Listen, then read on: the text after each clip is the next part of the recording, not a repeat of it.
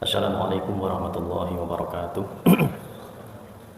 Bismillah, alhamdulillah, wassalatu wassalamu ala rasulillah Sayyidina wa maulana Muhammad ibn Abdillah. Asyhadu an la ilaha illallah wahdahu la syarika lahu wa asyhadu anna Muhammadan abduhu wa rasuluh. Allahumma shalli ala Sayyidina Muhammad wa ala ali Sayyidina Muhammad. Subhanaka la ilma lana illa ma 'allamtana innaka antal alimul hakim.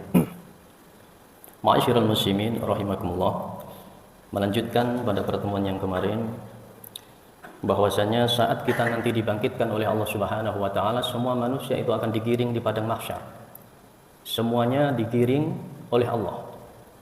Dalam keadaan matahari dekatkan, panas, pastinya semua akan merasa kehausan. Akan tetapi di situ Allah memberikan sebuah telaga kepada Rasulullah sallallahu alaihi wasallam.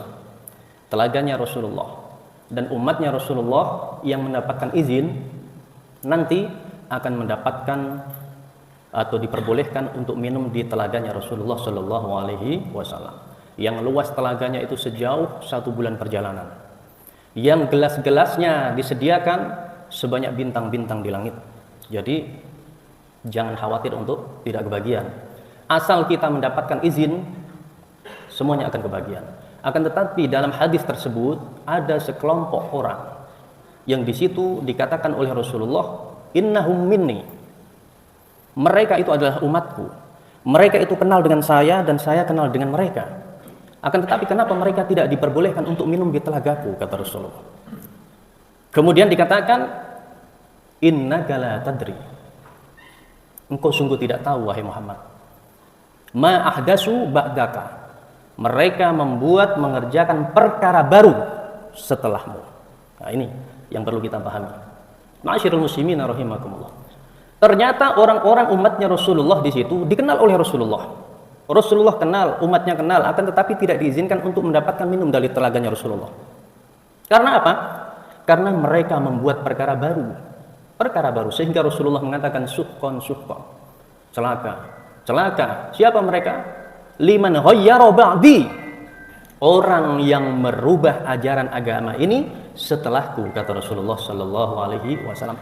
Merubah. Adakah orang yang merubah syariat? Ada, banyak sekali. Firqah-firqah yang merubah syariat Rasulullah sallallahu alaihi wasallam. Apa yang sudah ditetapkan oleh Rasulullah sallallahu alaihi wasallam dirubah. Kita pernah mendengar sebuah berita yang heboh, ada seorang PNS, dia belajar untuk sholat khusyuk. Kemudian dia belajar, dia hayati dirasa-rasa. Ketemulah sebuah metode sholat khusyuk. Caranya apa? Sholat dengan membaca Latin, artinya tidak mengucapkan Arabnya. Bismillahirrahmanirrahim. Yang dibaca itu dengan menyebut nama Allah yang Maha Pengasih dan Maha Penyayang. Kemudian Al-Fatihahnya yang dibaca, segala puji bagi Allah. Begitu sholatnya, ditangkap polisi akhirnya.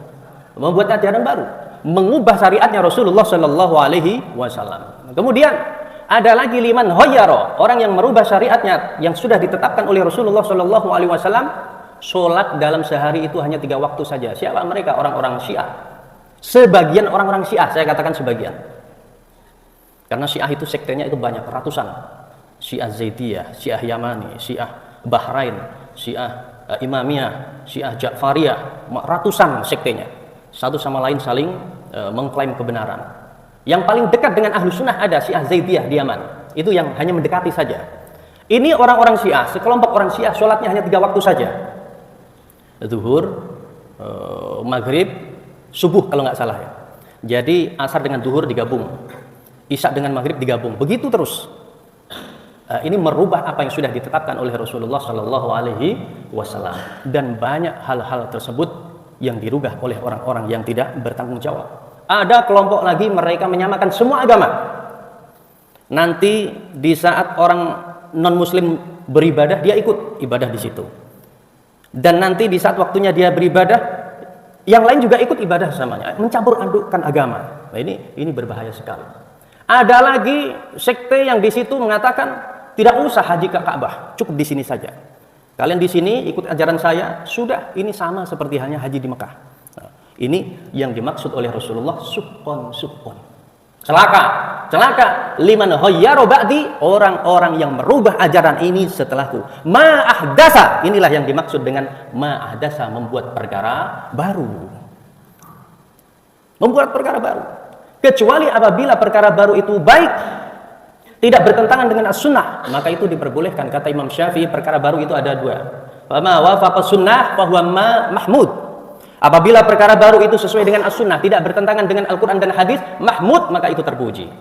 Apabila perkara baru itu ma'ahdasa, itu perkara baru itu khalafas sunnah fahuwa madhmum, maka itu tercela, tertolak. Dan ini dikuatkan dengan hadis Rasulullah sallallahu alaihi wasallam, man ahdasa fi amrina hadza ma laysa minhu fahuwa raddun. Barang siapa yang melakukan sesuatu yang baru, yang tidak ada sumbernya dari agama, ulama menafsirkan yang tidak ada naungan dalilnya Al-Quran dan hadis, fahuwa raddun, maka tertolak. Ini hadis riwayat Aisyah dalam Sahih Bukhari.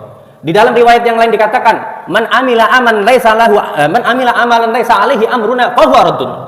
Barang siapa yang melakukan amalan yang di situ tidak sesuai dengan Al-Quran dan Sunnah, tidak ada sumbernya dari ajaran Rasulullah sallallahu alaihi wasallam, fahuwa raddun, maka tertolak. Yaitu tadi, sholat hanya 3 waktu, sholat dengan bahasa Indonesia. Selama amalan itu masih sesuai dengan Al-Quran dan Sunnah, maka itu diperbolehkan, kata Imam Asy-Syafi'i. Apakah ada? Al-Quran di zaman Rasulullah Shallallahu Alaihi Wasallam. Ini kita membahas tentang perkara baru, yang ahdas, baru ada setelah Rasulullah Shallallahu Alaihi Wasallam. Ini Al-Quran. Di masa Rasulullah tidak dibukukan seperti ini. Tertulis di batu, tertulis di kulit, masih terpecah. Kemudian atas usulan sahabat Umar kepada sahabat Abu Bakar, wahai Abu Bakar, tolong ini Al-Quran dibukukan. Kalau tidak bahaya ini. Umat nanti bagaimana cara mempelajari Al-Quran? Kata Abu Bakar apa? Kaifa af'alu syai'an lam yaf'alhu Rasulullah.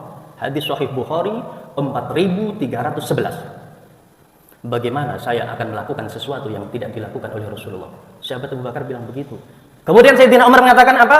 Wallahi khair, demi Allah ini adalah kebaikan. Rasulullah tidak melakukan. Bahkan ada orang yang berdalil, lau kana khairan la sabaquna. Apabila perbuatan-perbuatan itu baik, tentunya orang-orang dahulu itu sudah melakukannya. Padahal itu adalah perkataan orang-orang kafir, akan tetapi dijadikan hujah untuk menyerang kaum muslimin. Orang kafir itu saat mendengar dakwah Rasulullah Shallallahu Alaihi Wasallam, wahai Muhammad, kalau memang itu agamamu baik, tentunya leluhur kami sudah melakukannya.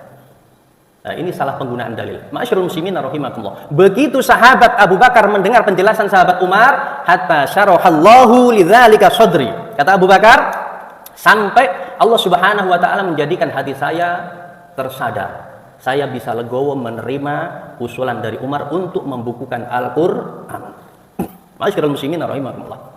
Sebelumnya takut juga.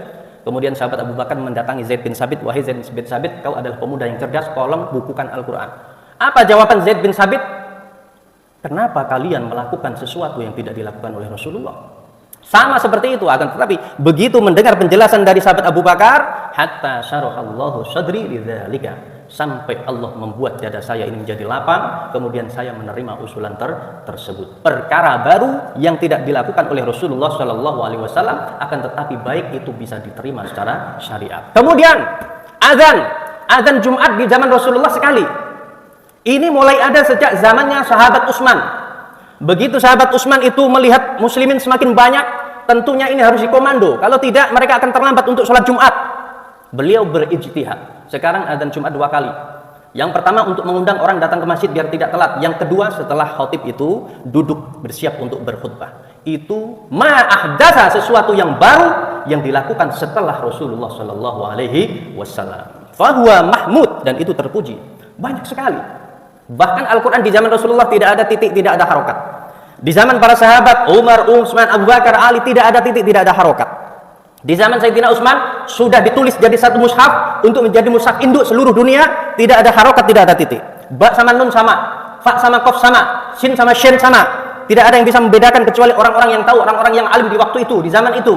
Kemudian adanya titik dan harokat di zaman siapa? Tabi'in.